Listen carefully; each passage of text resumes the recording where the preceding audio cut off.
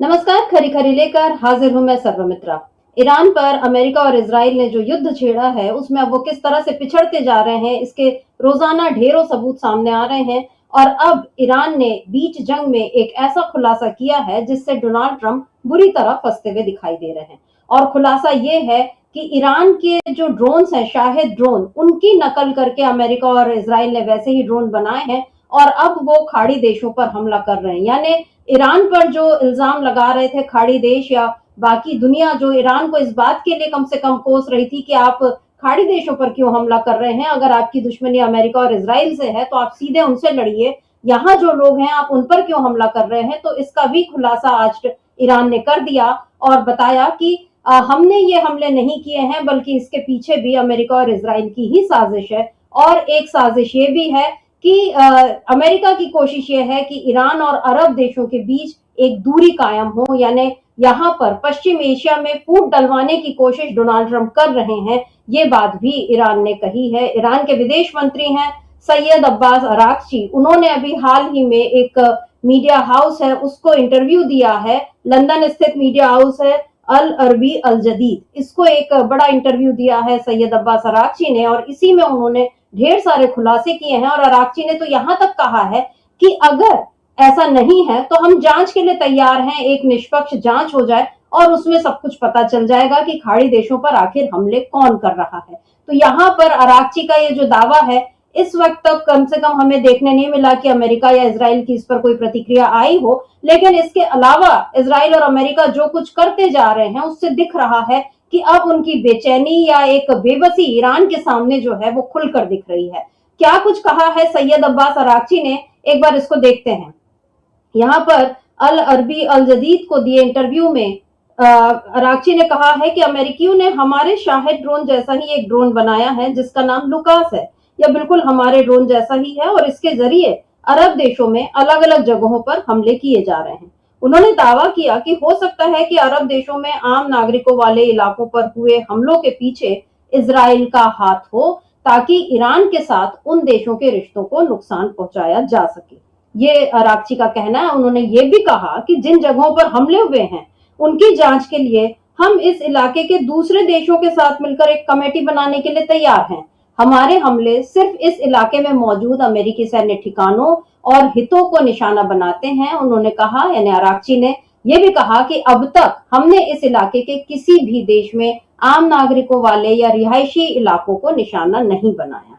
तो ये जो बात कह रहे हैं सैयद अब्बास अराक्ची, और इसके पहले भी लगातार ईरान के बाकी नेताओं की तरफ से भी ये बयान आ रहे हैं कि हमारी दुश्मनी ना अमेरिकी जनता से है ना बाकी देशों की आम जनता से, हम केवल उन लोगों को टारगेट कर रहे हैं जो अमेरिका और इजराइल का साथ दे रहे हैं। यहाँ तक कि होर्मुज स्ट्रेट से भी जो तेलों के जो शिप हैं उनको निकलने की अनुमति भी उन देशों को है जो इस समय युद्ध में इनका साथ नहीं दे रहे हैं, और जो लोग अमेरिका इजराइल के साथ खड़े हैं उनके शिप्स को रोका जा रहा है। और इसीलिए ट्रंप जो है उन्होंने अभी 7 देशों से मदद भी मांगी है, तो उस बारे में भी हम चर्चा करेंगे। लेकिन अभी ईरान का ये जो बड़ा खुलासा है कि किस तरह अरब देशों के बीच ही फूट डलवाने की कोशिश कर रहे हैं ट्रंप, आज इसी पर हम करेंगे खरी खरी चर्चा। हमारे साथ जुड़े हुए हैं राकेश पाठक जी, वरिष्ठ पत्रकार हैं।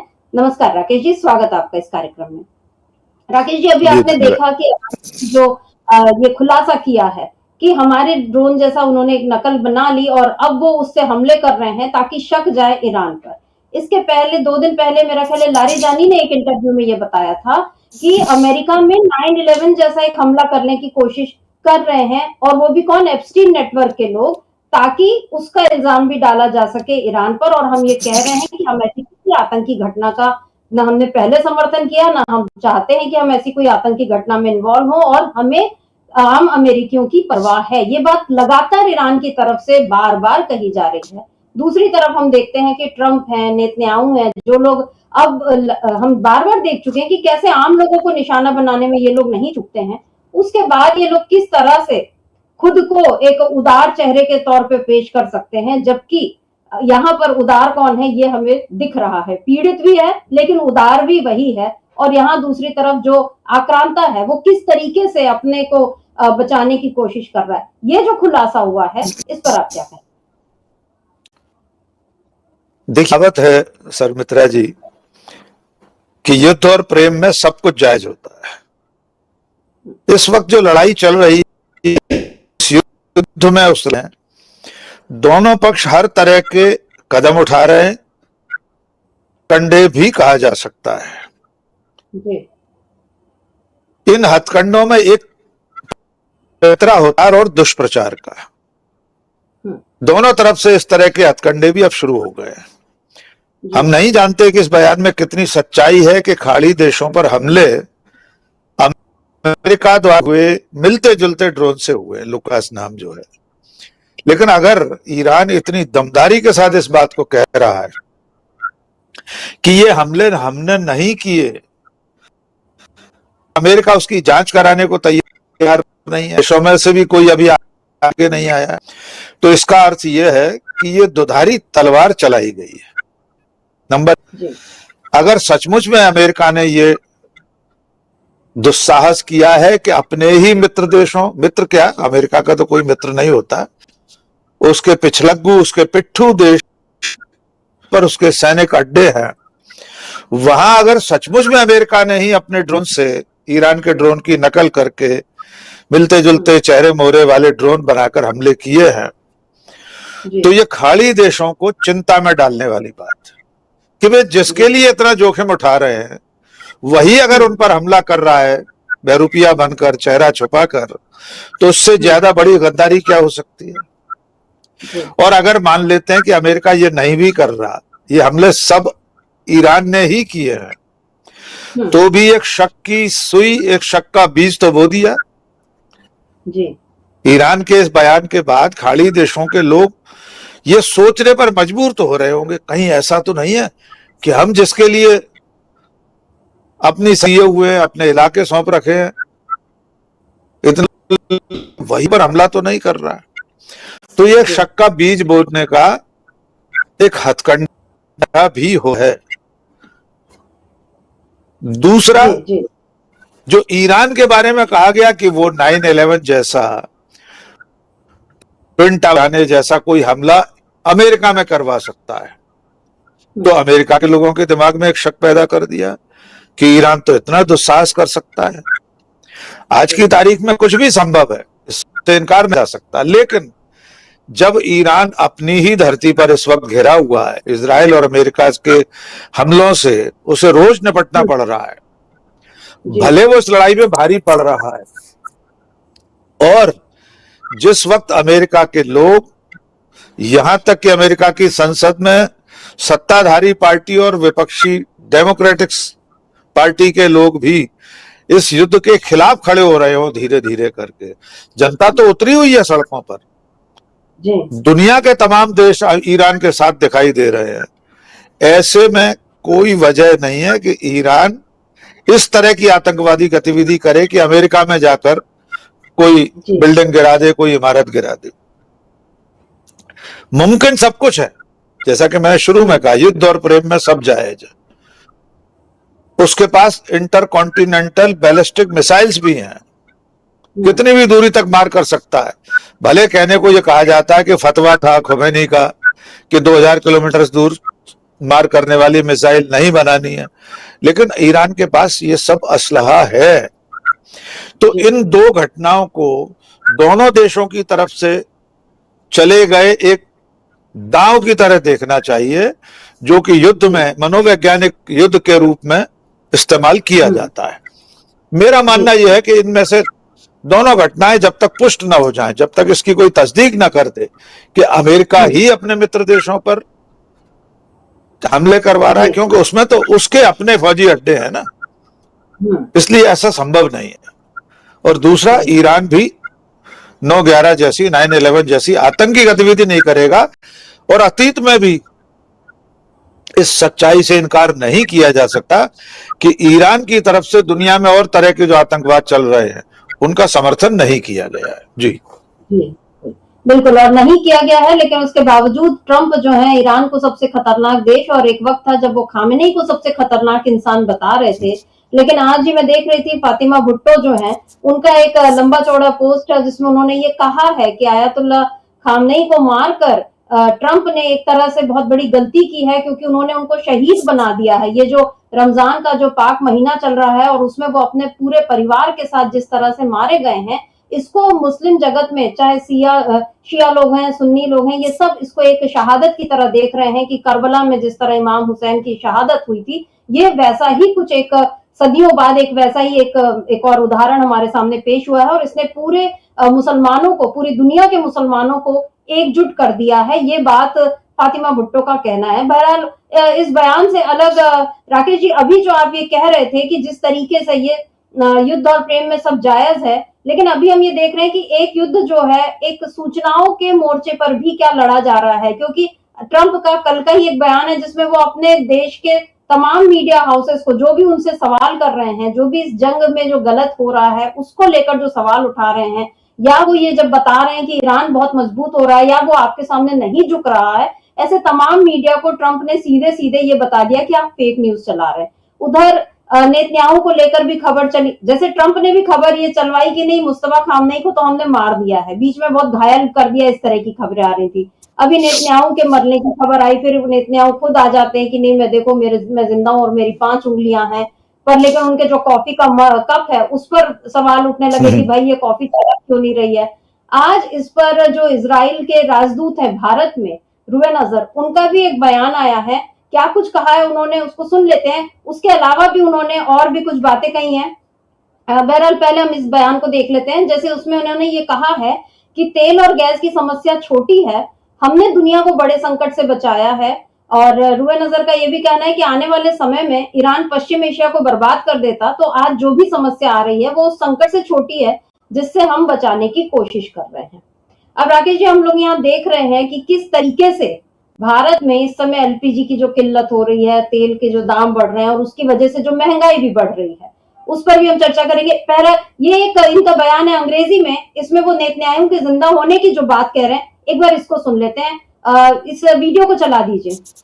First of all, yes, Prime Minister Netanyahu is alive. I saw him personally when I was in Israel more than once. Yes, this video at the cafe is not AI fabricated. So, there's a lot of disinformation. I think it derives from the fact that the Iranian side and those who are accomplices to them are trying to cover for the weakness. Okay? Now, यहाँ पर ये कह रहे हैं कि मैं तो खुद इजराइल 2-3 बार गया और मैंने उनको देखा है, लेकिन ये कब की बात बता रहे हैं, उन्होंने कब उनको देखा हमें नहीं पता।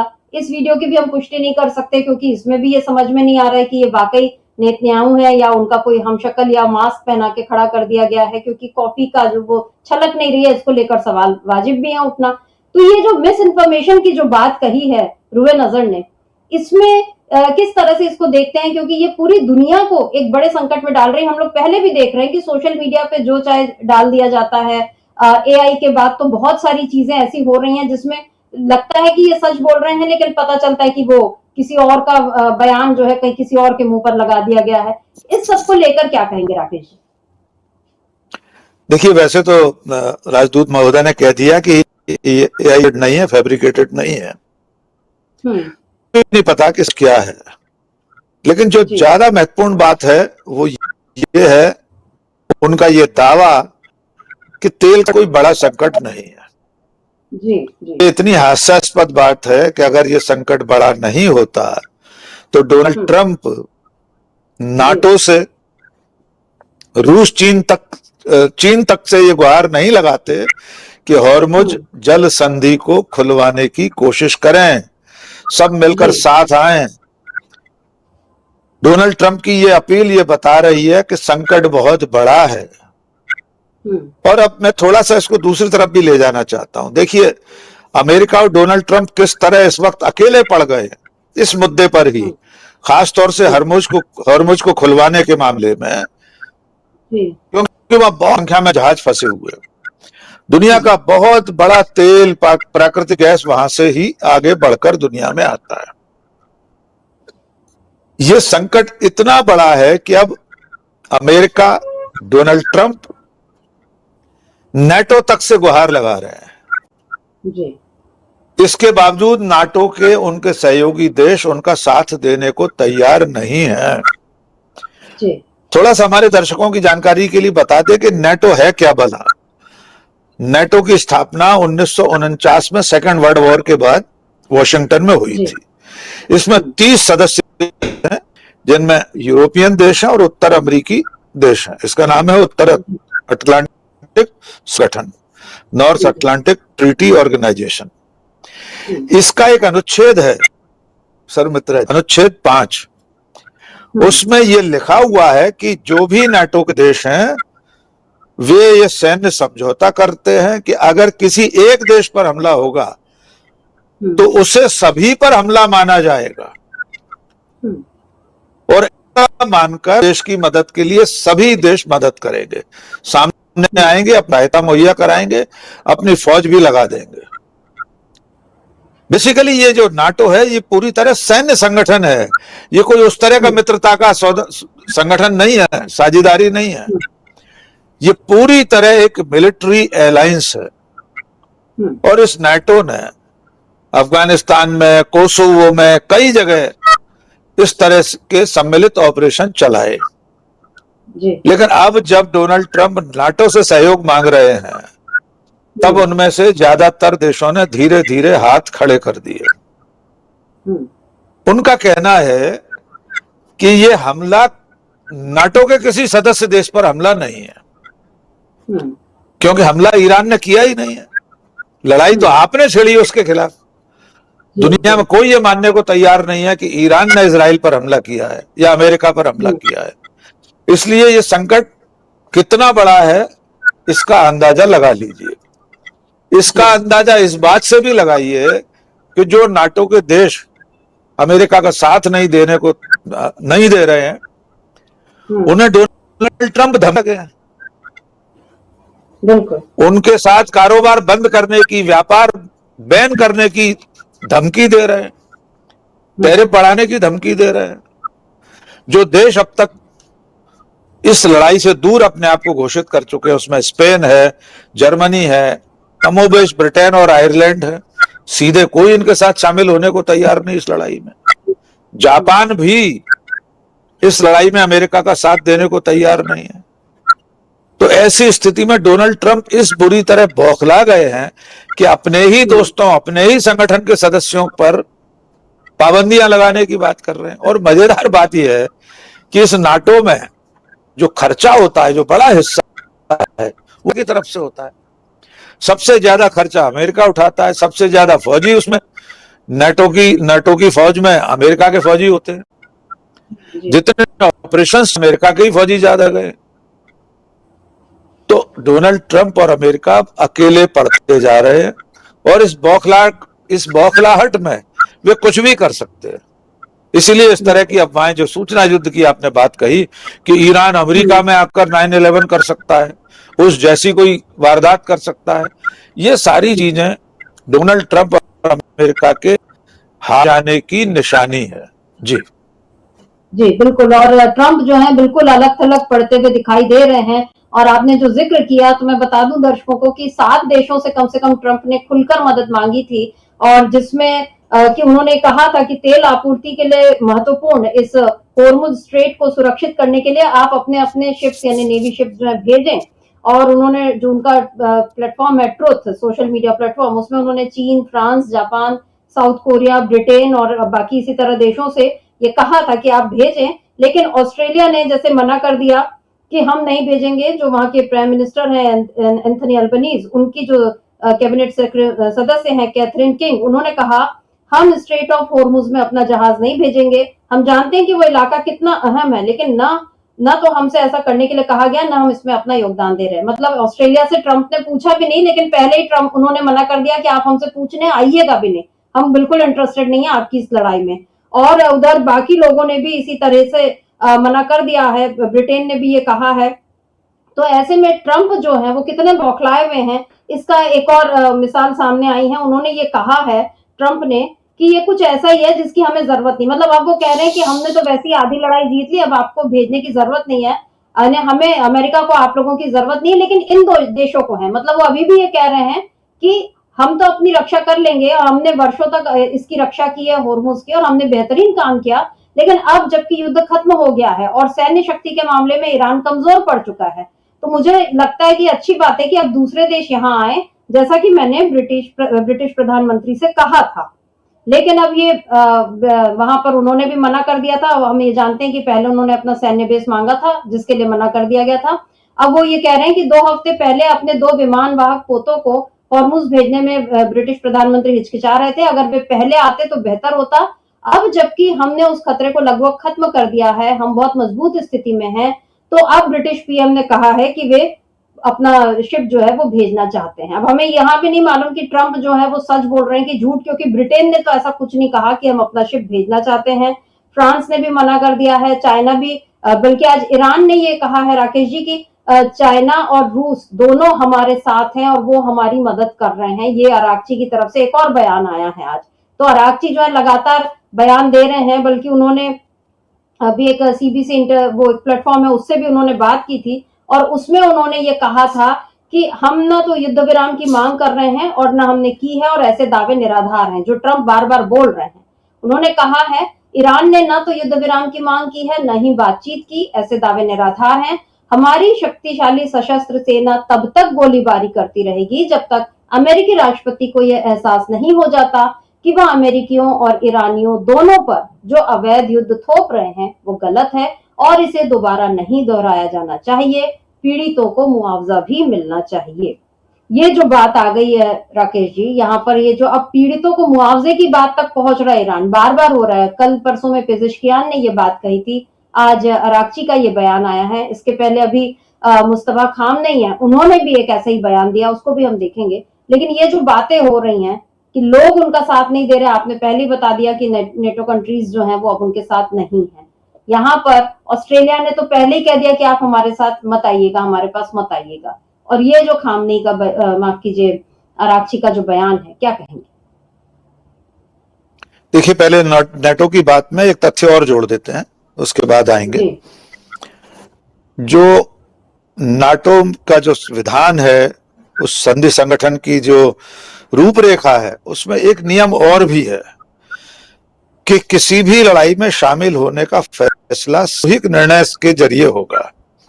यानी 30 देशों का संगठन है, कोई अपनी तरफ से किसी लड़ाई में शामिल नहीं हो सकता जब तक कि नाटो का पूरा संगठन सामूहिक निर्णय न ले ले। उसमें यह हो सकता है कि 30 में से 20 लोग कहें कि हम लड़ाई में शामिल होंगे, 10 मना कर दें, ऐसा तो हो सकता है। लेकिन यह नहीं हो सकता कि एक तरफा एक देश फैसला कर ले, अमेरिका फैसला कर दे कि नाटो किसी लड़ाई में डूबेगा, शामिल होगा, और सारे नाटो के देशों से मानने को बाध्य हो। ऐसा नहीं हो सकता। एक तो ये, जो देश दूर हट रहे हैं उनमें कनाडा का नाम भी जोड़ दीजिए। कनाडा के प्रधानमंत्री ने भी कह दिया है कि हम इस लड़ाई में नहीं पड़ेंगे। कई मित्र देशों ने अपने सैन्य ठिकाने अमेरिका की फौजों के लिए, उसके जंगी जहाजों के उड़ने के लिए देने से इनकार कर दिया है। अब जहां तक सवाल अरागची के इस बयान का है कि हम सीज फायर नहीं करेंगे, ईरान सीज फायर नहीं करेगा। देखिए, हम और आप भी शुरू दिन से ये बात कर रहे हैं, पहले दिन से बात कर रहे हैं। लड़ाई जब इस मोड़ पर पहुंच गई कि आपने ईरान के सुप्रीम लीडर को मार डाला, उसकी हत्या कर दी, तो फिर अब सीज फायर आपकी शर्तों पर नहीं होगा। ईरान का जितना बस चलेगा वो अपनी ही शर्तों पर युद्ध को रोकेगा। क्योंकि जैसा कि उन्होंने कहा कि ईरान और अमेरिका दोनों के लोगों, नागरिकों पर आपने युद्ध थोपा है। जी। और इसीलिए दुनिया के तमाम देशों की जन भावनाएं, नागरिकों का ईरान के साथ, इसका एक सबूत भारत में भी दिखाई दिया। भारत में ईरान के प्रतिनिधि हैं सुप्रीम लीडर के, उन्होंने जो इंटरव्यू में बात कही कि तेल टैंकर्स को भारत की इजाजत देने वाला जो सवाल था, उस पर उन्होंने भारत सरकार या भारत नहीं कहा, वे हमारे साथ हैं। उनका स्पष्ट और पहला वाक्य यह था कि हमने देखा है कि भारतीय लोग, बहुत बड़ी संख्या में भारतीय लोग ईरान के साथ हैं। जी। ये जो बात है ये तमाम देशों पर लागू हो रही है। जिन देशों की सेनाएं या वहां के मुखिया अमेरिका और इजराइल के साथ हैं, वहां की आम जनता भी, अवाम भी ईरान के साथ हैं, बजाय इजराइल और अमेरिका के। यानी शासक और जनता की भावनाओं में फर्क है इस वक्त दुनिया में। और ऐसा बहुत सालों बाद हो रहा है कि किसी देश पर हमले को लेकर दुनिया की इतनी बड़ी आबादी अमेरिका जैसे देश के खिलाफ खड़ी हो। इराक युद्ध के समय भी बहुत सारे लोग सहमत नहीं थे, फिर भी मान सकते हैं कुछ हिस्सा रहा होगा, लेकिन ईरान के मामले में तो एक भी अमेरिका का एक भी आरोप सही नहीं लगा दुनिया को कि ये परमाणु हथियार बना है या ईरान से खतरा है इजराइल या अमेरिका को। ईरान ने तो 200 साल से किसी खिलाफ लड़ाई नहीं लड़ी, कोई युद्ध नहीं छेड़ा अपनी तरफ से। तो मेरा मानना यह है कि अब हर दांव उल्टा पड़ता जा रहा है डोनाल्ड ट्रंप का। आरागची का ये बयान, वहां के सुप्रीम लीडर्स का जो बयान है, जिस तरह से उन्होंने मुस्तफा खुद के मारे जाने की खबर फैलाई, पहले कहा कि वो सीरियसली इंजर्ड हैं, बहुत गंभीर रूप से घायल हैं, फिर वो मारे गए, बाद भी ईरान के लोगों का हौसला सड़कों पर दिखाई दे रहा है। विदेश मंत्री चीफ जस्टिस ऑफ इंडिया पर पैदल चल रहे हैं रक्षा के। ये सारी चीजें, पूरा जो कुल जमा खर्च है वो ये बता रहा है कि अमेरिका खर्च होता है घाटे में है। इजराइल की मिसाइलें, गोला बारूद, ड्रोन्स खत्म हो रहे हैं धीरे धीरे, ईरान के भी खत्म हो रहे हैं, लेकिन उन्होंने इस लड़ाई के लिए 20 साल से तैयारी कर रखी थी। उनका जखीरा अभी आसानी से खत्म होता दिख नहीं रहा। जी सर मित्र।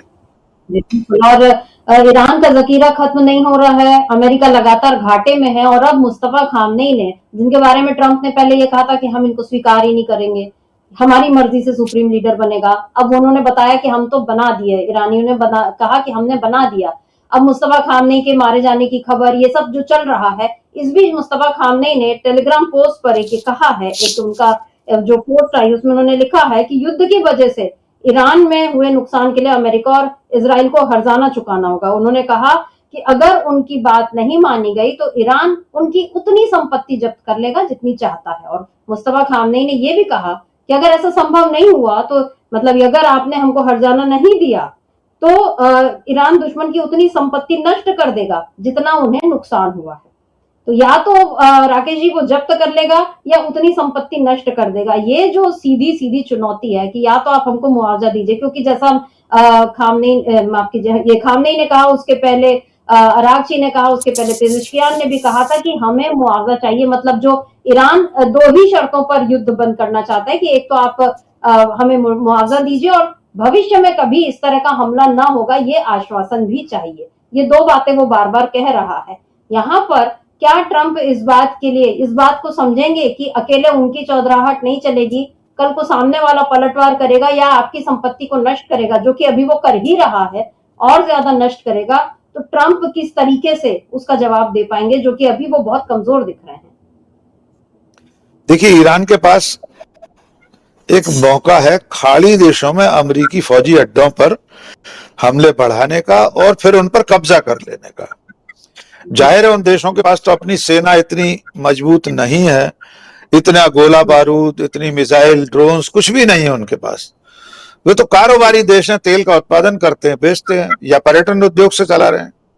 दुबई इंटरनेशनल एयरपोर्ट पर जो हमला हुआ है कल, धू-धू करके चल रही है इमारतें, ये छोटे हमले नहीं है। ईरान ने ये जो संकेत किया है कि वो अमेरिका की संपत्तियों पर कब्जा कर लेगा, तो संपत्तियां आप न्यूयॉर्क, कैलिफोर्निया, वॉशिंगटन जाकर तो कब्जा नहीं सकते। ये तो संभव ही नहीं है, ईरान कभी नहीं कर सकता, दुनिया का कोई देश नहीं कर पाएगा। अमेरिका इतनी बड़ी ताकत है। लेकिन अमेरिका की कमजोरी जो है वो है खाड़ी देशों में उसके अड्डे। बहरीन में जैसे 5th फ्लीट का हेडक्वार्टर था, वो बुरी तरह तबाह कर दिया। सऊदी अरब, ओमान, संयुक्त अरब, कुवैत, कतर, ये बहुत छोटे देश हैं, इनकी हैसियत नहीं है अमेरिका के बिना ईरान के सामने टिक जाने की।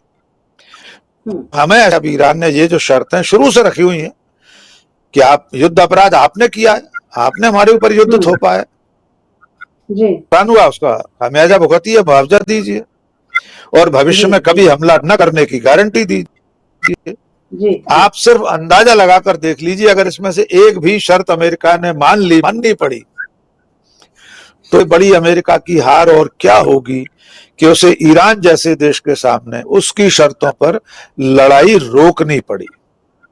वो दिन डोनाल्ड ट्रंप और अमेरिका दोनों का इकबाल खरा वाला दिन होगा। जी जी बिल्कुल, और ऐसा लग रहा है कि वो दिन अब जल्द आने वाला है, क्योंकि जिस तरीके से अमेरिकी बौखलाहट दिख रही है सामने। अभी खबर ये है राकेश जी आज की कि चाबहार पोर्ट जो है वहां पर भी अमेरिका ने हमला किया है। उसकी कोशिश ये है कि वो ईरान को नुकसान पहुंचाए, लेकिन वो ये भूल रहा है कि चाबहार जो है पाकिस्तान के एकदम करीब है। ग्वादर पोर्ट से मेरा ख्याल है 170 किलोमीटर दूर है, और भारत का उसमें अच्छा खासा इन्वेस्टमेंट है। और ऐसे में चाबहार को वो सोच रहा है कि हम यहाँ पर अगर हमला करेंगे तो होर्मुज को खोलने का दबाव बनेगा, और इस तरह से शायद तेल संकट जो है उससे हमको थोड़ी आसानी मिलेगी। लेकिन यहाँ पर ये जो चाबहार पोर्ट पर हमला किया है ट्रंप ने, और जो ये बता रहे हैं कि हम इधर उधर हम कहीं भी बम गिराएंगे और किसी भी तरह ईरान को झुकाएंगे, लेकिन यहाँ पर ईरान तो रोजाना नई नई चुनौतियां पेश कर रहा है। और इस बीच जो हमने शुरू में बात की कि सूचना के स्तर पर भी एक